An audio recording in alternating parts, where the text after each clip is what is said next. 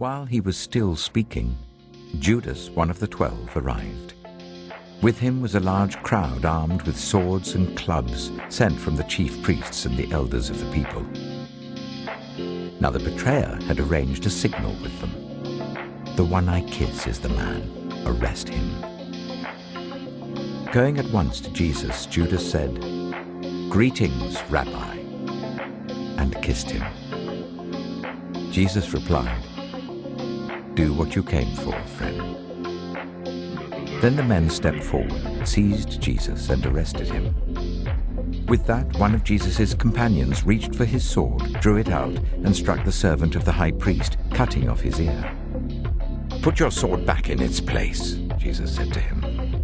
"For all who draw the sword will die by the sword. Do you think I cannot call on my Father, and he will at once put at my disposal more than 12 legions of angels? But how then would the scriptures be fulfilled that say, 'It must happen in this way'?" In that hour Jesus said to the crowd, "Am I leading a rebellion that you've come out with swords and clubs to capture me?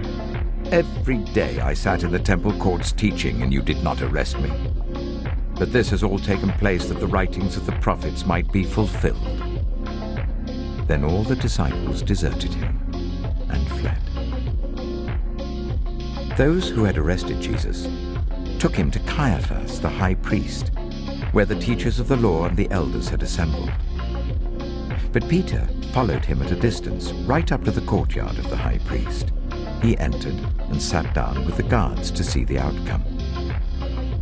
The chief priests and the whole Sanhedrin were looking for false evidence against Jesus so that they could put him to death.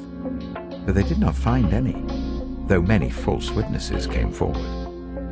Finally, 2 came forward and declared, "This fellow said, 'I am able to destroy the temple of God and rebuild it in 3 days.'" Then the high priest stood up and said to Jesus, "Are you not going to answer? What is this testimony that these men are bringing against you?"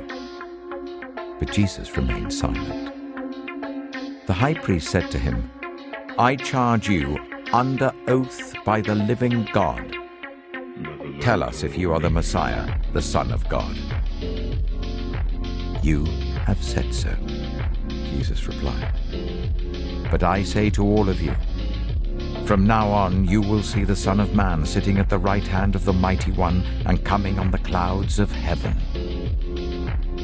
Then the high priest tore his clothes and said, "He has spoken blasphemy. Why do we need any more witnesses? Look, now you have heard the blasphemy. What do you think?" "He is worthy of death," they answered. Then they spat in his face and struck him with their fists. Others slapped him and said, "Prophesy to us, Messiah. Who hit you?"